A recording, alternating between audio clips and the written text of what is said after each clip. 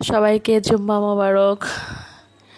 সবাই কেমন আছেন? এই তো আজকের আমার রান্না। আজকে আমার বাসায় 3 পদের মুরগি রান্না হবে।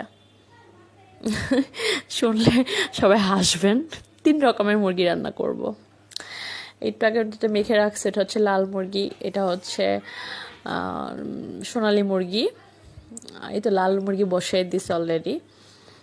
আর দেশি মুরগিটা আগে রান্না করে ফেলছে, এটা দেখাবো, একটু পরে দেখাচ্ছি। আপনারা কে কী রান্না করেছেন আজকে জানাবেন আমাকে।